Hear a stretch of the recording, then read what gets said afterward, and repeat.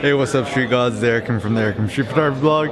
Yeah, so currently at the new Blue Bottle in Berkeley, and just gonna go on a nice little walk with you guys.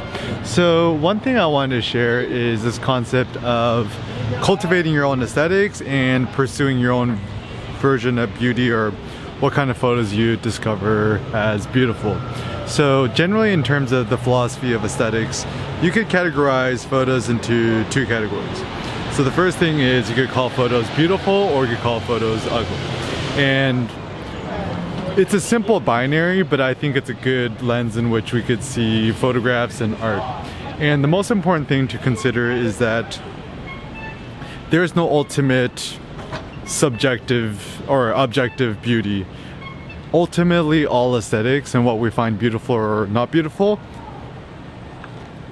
is going to be subjective to us. So for example, if you're a tiger, you're going to find other tigers as really beautiful, but if you're a lion, you're only going to find other lions beautiful.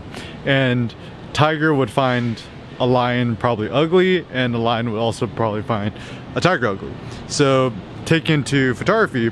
So I know a lot of photographers who like HDR photography, and you know, like, I think it's fine, but then when people overly process HDR photos, I personally find it aesthetically ugly, but people might find it beautiful, and that's okay. We could all essentially be friends. And I generally prefer minimalist aesthetics, but I know a lot of people who don't like minimalist aesthetics. And similarly, you know, there's some people who like black and white, there's some people who like color photography, and the important thing is to know that there's ultimately no right or wrong aesthetics. It's just what you personally find beautiful and pursuing that.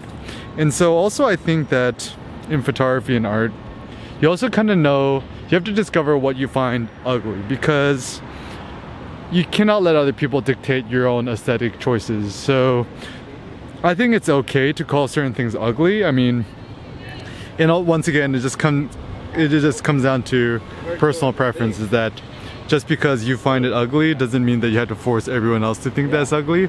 So once again, in photography and art and life, just start to label things. To me, and you don't have to tell it to anybody, just say in your mind, it's like, I think this is beautiful, I think this is ugly.